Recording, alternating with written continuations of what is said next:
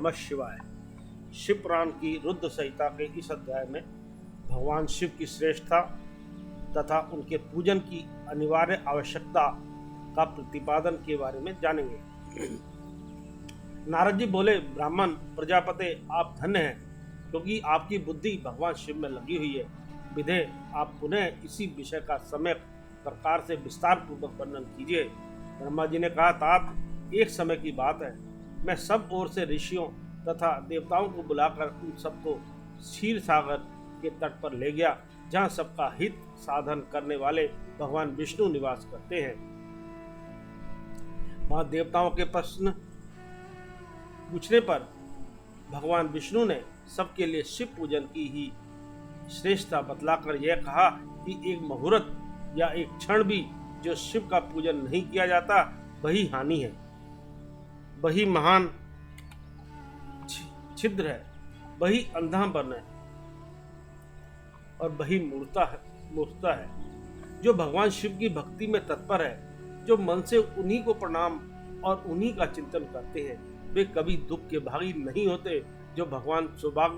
जो महान सौभाग्यशाली पुरुष मनोहर भवन, सुंदर आभूषणों से विभूषित स्त्रियां, जितने से मन को संतोष हो उतना धन, पुत्र, पौत्र आदि संतति, आरोग्य, सुंदर शरीर, अलौकिक प्रतिष्ठा, स्वर्गीय सुख, अंत में मोक्ष रूपी फल अथवा परमेश्वर शिव की भक्ति चाहते हैं, वे पूर्व जन्मों के महान पुण्य से भगवान सदाशिव की पूजा अर्चा में प्रवृत्त होते हैं। जो पुरुष नित्य भक्ति परायण हो शिवलिंग की पूजा करता है, उसको सफल सिद्धि प्राप्त होती है तथा वह पापों के चक्कर में नहीं पड़ता। भगवान के इस प्रकार उपदेश देने पर देवताओं ने उन श्री हरि को प्रणाम किया और मनुष्यों की समस्त कामनाओं की पूर्ति के लिए उनसे शिवलिंग देने के लिए प्रार्थना की। मुनिश्रेष्ठ उस प्रार्थना को सुनकर जीवों के उद्धार में तत्पर रहने वाले भगवान विष्णु ने विश्वकर्मा को बुलाकर कहा, विश्वकर्मन, तुम मेरी आज्ञा से संपूर्ण देवताओं को सुंदर शिवलिंग का निर्माण करके दो। तब विश्वकर्मा ने मेरी और हरि की आज्ञा के अनुसार उन देवताओं को उनके अधिकार के अनुसार शिवलिंग बनाकर दिए। मुनिश्रेष्ठ नारद, किस देवता को कौन सा शिवलिंग प्राप्त हुआ, इसका वर्णन आज मैं कर रहा हूँ, उसे सुनो। इंद्र पंद्राग मणि के बने हुए शिवलिंग की और कुबेर सुवर्णमय लिंग की पूजा करते हैं। धर्म पीतमणि में पुखराज के बने हुए लिंग की तथा वरुण श्यामवन के शिवलिंग की पूजा करते हैं। भगवान विष्णु इंद्रनील में तथा ब्रह्मा हेम में लिंग की पूजा करते हैं। मुने विश्व देवगण चांदी के शिवलिंग की, वसुगण पीतल के बने हुए लिंग की तथा दोनों अश्वनी कुमार पार्थिव लिंग की पूजा करते हैं।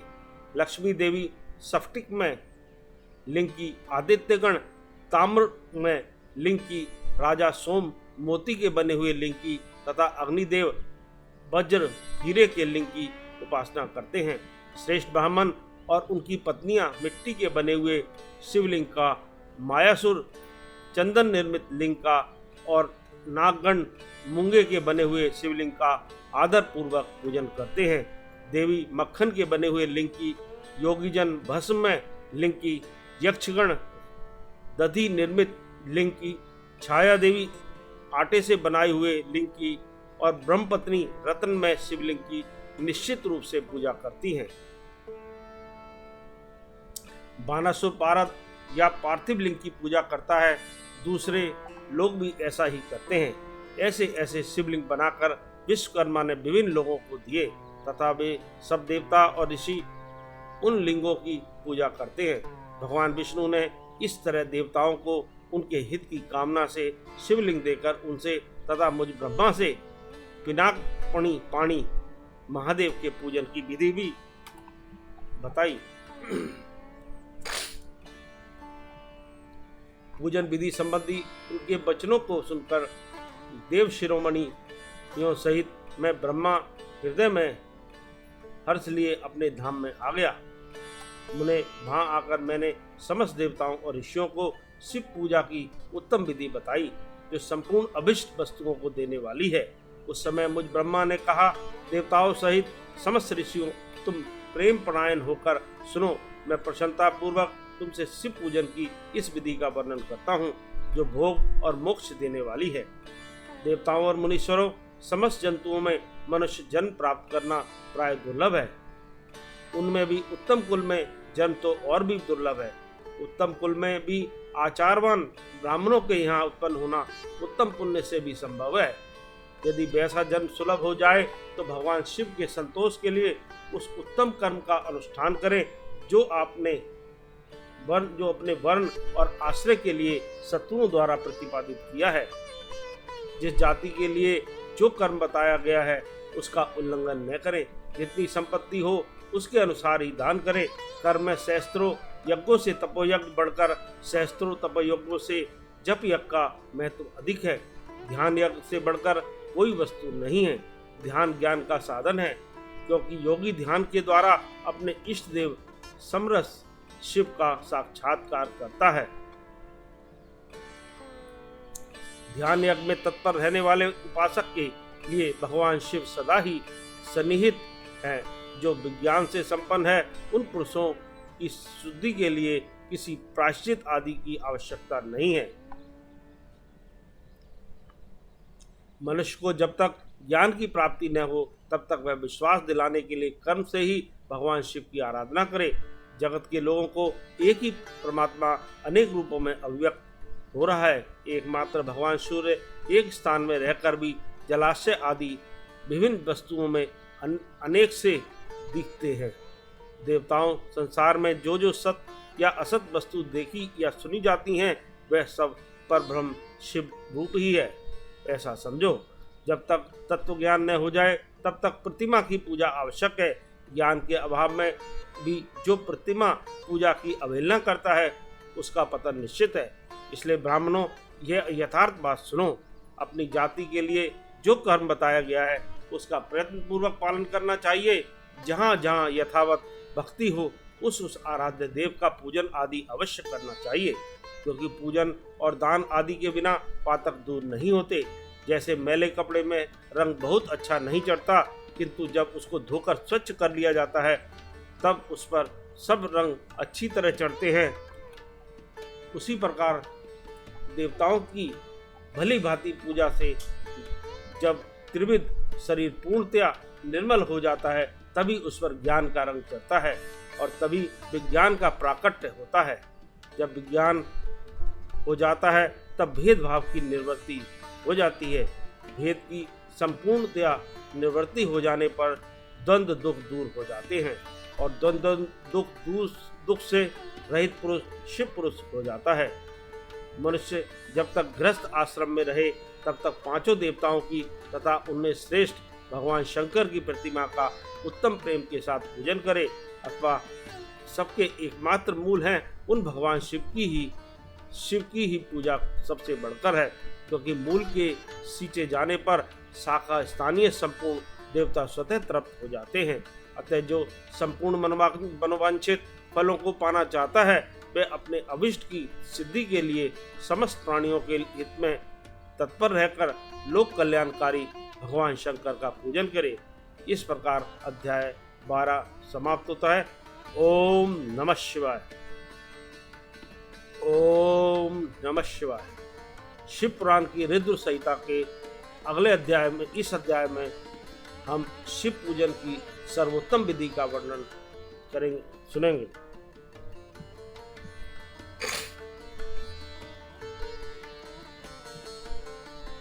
इसको पढ़ा तो दोबारा से कर रहा हूँ। क्या? ये वाला नहीं,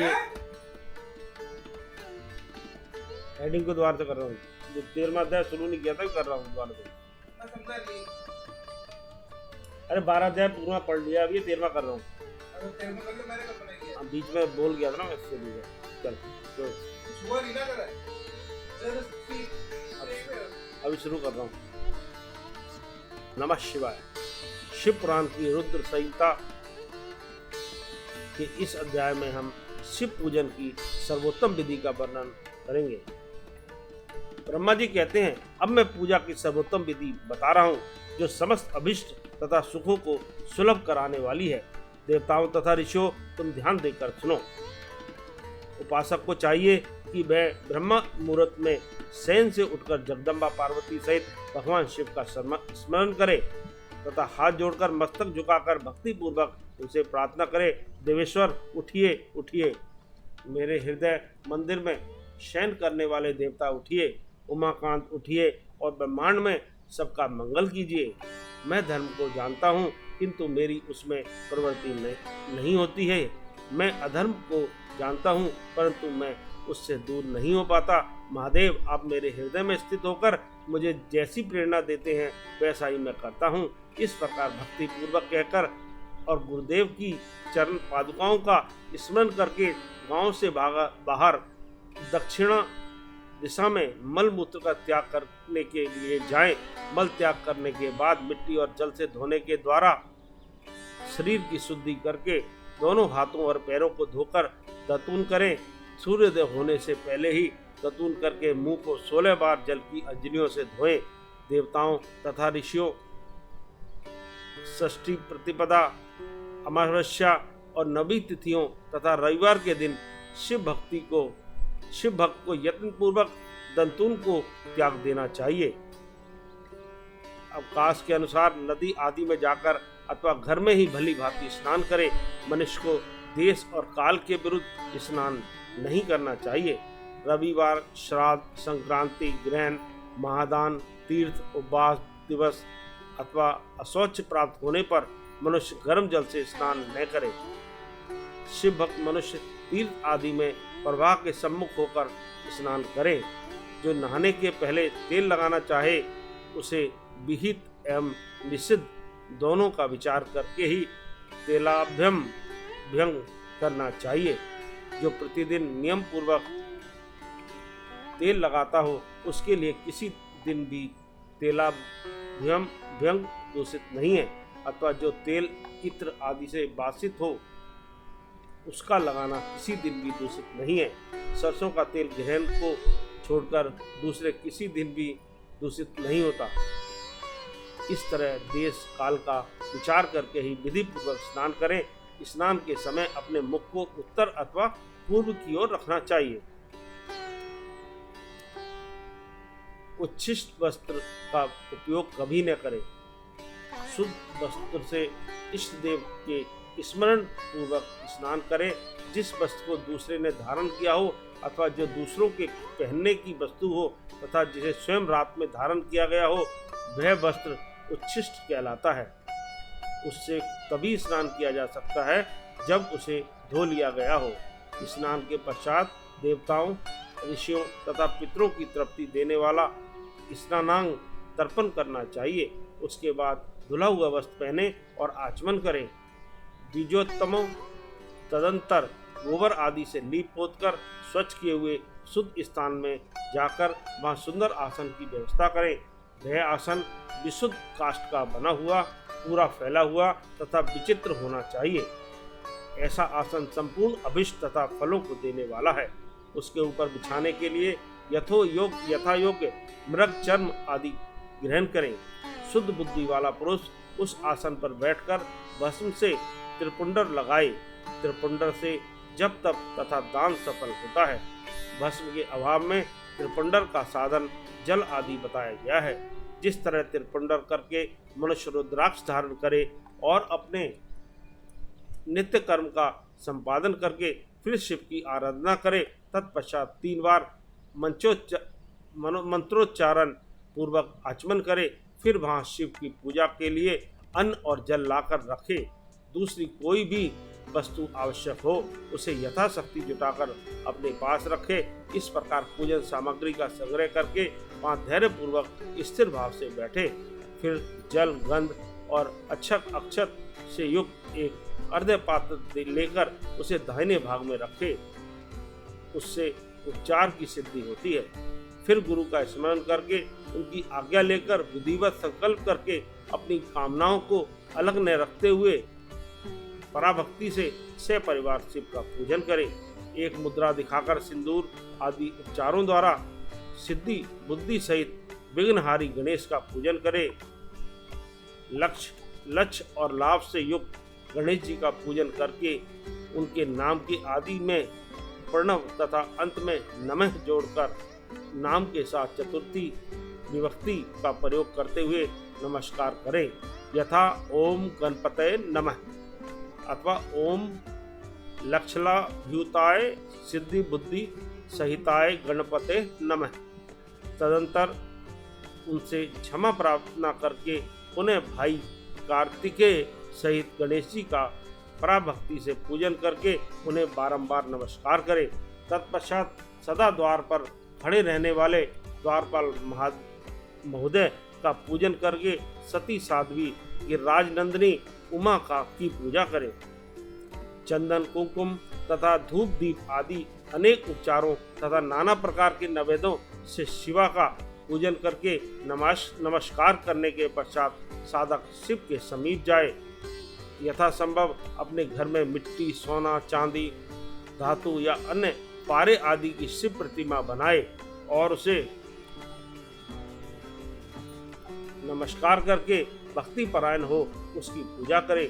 उसकी पूजा हो जाने पर सभी देवता पूजित हो जाते हैं। मिट्टी का शिवलिंग बनाकर विधि पूर्वक उसकी स्थापना करें। अपने घर में रहने वाले लोगों को स्थापना संबंधित सभी नियमों का सर्वथा पालन करना चाहिए। भूत शुद्धि एवं मात्र कान्यास करके प्राण प्रतिष्ठा करें। शिवालय में दिक्पालों की भी स्थापना करके उनकी पूजा करें। घर में सदा मूल मंत्र का प्रयोग करके शिव की पूजा करनी चाहिए। वहाँ द्वारपालों के पूजन की सर्वथा नियम नहीं है। भगवान शिव के समीप ही अपने लिए आसन की व्यवस्था करें। उस समय उत्तराभिमुख बैठकर फिर आचमन करें। उसके बाद दोनों हाथ जोड़कर तब प्राणायाम करके करें। प्राणायाम काल में मनुष्य को मूल मंत्र की 10 आवर्तियां करनी चाहिए। हाथों से 5 मुद्राएं दिखाएं। यह पूजा का आवश्यक अंग है। इन मुद्राओं का प्रदर्शन करके ही मनुष्य पूजा विधि का अनुसरण करे। तदंतर वहाँ दीप निवेदन करके गुरु को नमस्कार करे और पद्मासन या भद्रासन बांधकर बैठे अथवा उत्तानासन या परकासन का आश्रय लेकर सुखपूर्वक बैठे और पुनः पूजन का प्रयोग करें। फिर अर्ध पात्र से उत्तम शिवलिंग का प्रक्षालन करें। मन को भगवान शिव से अनंत न लेकर जाकर पूजा सामग्री को अपने पास रखकर निम्नांकित मंत्र समूह से महादेव जी का आह्वान करें। कैलाश शिखरस्थम च पार्वतीपति मुद मम यथोक्तरूपेण शंभुम निर्गुण गुण रूपेणम पंचभक्त 10 भुजम त्रिनेत्रम वृषभध्वजम जो कैलाश के शिखर पर निवास करते हैं, पार्वती देवी के पति हैं, समस्त देवताओं से उत्तम हैं।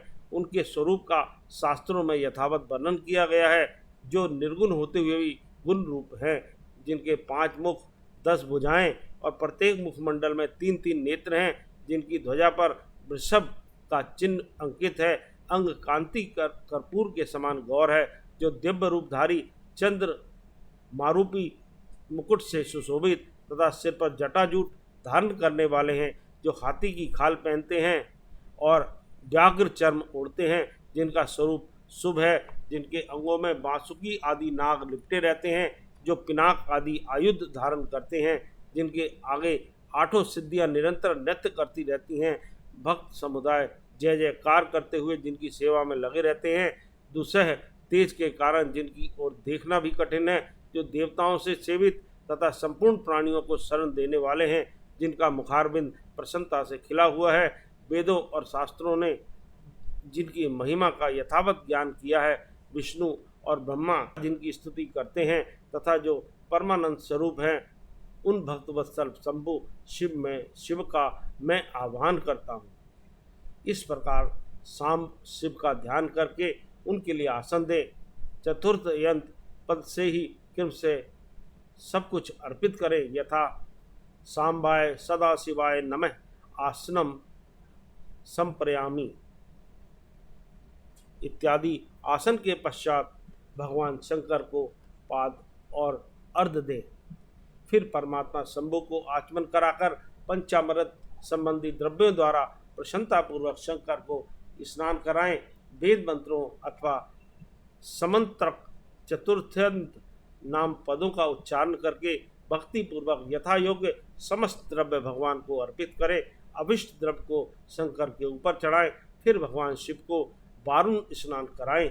स्नान के पश्चात उनके श्री अंगों में सुगंधित चंदन तथा अन्य द्रव्यों का यत्न पूर्वक लेप करें। फिर सुगंधित जल से ही उनके ऊपर जल धारा गिराकर अभिषेक करें। वेद मंत्रों षडंगों अथवा शिव के 11 नामों द्वारा यथावकाश जल धारा चढ़ाकर वस्त्र से शिवलिंग को अच्छी तरह पहुँचे।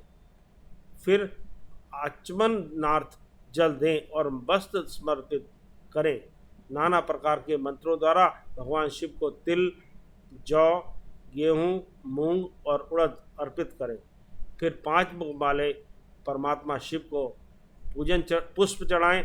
प्रत्येक मुख पर ध्यान के अनुसार यथोचित अभिलाषा करके कमल, शतपत्र, शंख पुष्प, कुश पुष्प, धतूर, मंदार, दोण पुष्प, तुलसी दल तथा बिल्वपत्र चढ़ाकर पराभक्ति के साथ भक्त वत्सल भगवान शिव की विशेष पूजा करें। अन्य सब वस्तुओं का अभाव होने पर शिव को केवल बिल्वपत्र ही अर्पित करें। बिल्वपत्र समर्पित होने से ही शिव की पूजा सफल होती है। तत्पश्चात सुगंधित चूर्ण तथा सुवासित उत्तम तेल, इत्र आदि विविध वस्तुएं बड़े हर्ष के साथ भगवान शिव को अर्पित करें। फिर प्रसन्नतापूर्वक गूगल और अगरू आदि की धूप निवेदन करें। तदंतर शंकर जी को घी से भरा हुआ दीपक दे। इसके बाद निम्नांकित मंत्र से भक्ति पूर्वक पुनः अर्घ दे और भाव भक्ति से वस्त्र द्वारा उनके मुख का मार्जन करें। अर्घ मंत्र: रूपम देहि यशो देहि, भोगम देहि च शंकर, भुक्ति मुक्ति फलम देहि ग्रही तत्वाध्रयम, नमस्तु दे। प्रभु शंकर, आपको नमस्कार है। आप इस अर्घ को स्वीकार करके मुझे रूप दीजिए, यश दीजिए, भोग दीजिए तथा भोग और मोक्ष रूपी फल प्रदान कीजिए। इसके बाद भगवान शिव को भांति भांति के उत्तम नैवेद्य अर्पित करें। नैवेद्य के साथ प्रेम पूर्वक आचमन कराएं। तदंतर सांगोपांग तांबुल बनाकर शिव को समर्पित करें। फिर 5 बत्ती की आरती बनाकर भगवान को दिखाएं। उसकी संख्या इस प्रकार है: पैरों में 4 बार, नाभि मंडल के सामने 2 बार, मुख के समक्ष 1 बार तथा संपूर्ण अंगों में 7 बार आरती दिखाएं। तत्पश्चात नाना प्रकार के स्त्रोतों द्वारा प्रेम पूर्वक भगवान वृष ध्वज की स्तुति करें। तदंतर धीरे धीरे शिव की परिक्रमा करें। परिक्रमा के बाद भक्त पुरुष साष्टांग प्रणाम करें और निम्नांकित मंत्र से भक्ति तय: भगवान शंकर, मैंने अज्ञान से या जानबूझकर जो पूजन आदि किया है वह आपकी कृपा से सफल हो। मृड मैं आपका हूँ, मेरे प्राण सदा आप में लगे हुए हैं, मेरा चित्त सदा आपका ही चिंतन करता है। ऐसा जानकर हे गौरीनाथ, भूतनाथ, आप मुझ पर प्रसन्न होइए। प्रभु, धरती पर जिनके पैर लड़खड़ा जाते हैं उनके लिए भूमि ही सहारा है। उसी प्रकार जिन्होंने आपके प्रति अपराध किए हैं उनके लिए भी आप ही शरणदाता हैं। इत्यादि रूप से बहुत बहुत प्रार्थना करके उत्तम विधि से पुष्पांजलि अर्पित करने के पश्चात पुनः भगवान को नमस्कार करें। फिर निम्नांकित मंत्र से विसर्जन करना चाहिए: स्थानम गच्छ देवेश परिवारयुतः, प्रभो पूजा काले पुनः नार्थ तत्वागंत व्यमारादात। देवेश्वर प्रभु, अब आप परिवार सहित अपने स्थान को पधारें। नाथ, जब पूजा का समय हो तब पुनः आप यहाँ सादर पदार्पण करें। इस प्रकार भक्ति वत्सल शंकर की बारंबार प्रार्थना करके उनका विसर्जन करें और उस जल को अपने हृदय में लगाएं तथा मस्तक पर चढ़ाएं। ऋषियों, इस तरह मैंने शिव पूजन की सारी विधि बता दी जो भोग और मोक्ष देने वाली है। अब और क्या सुनना चाहते हो? इस प्रकार अध्याय 13 की समाप्ति हुई। ओम नमः शिवाय।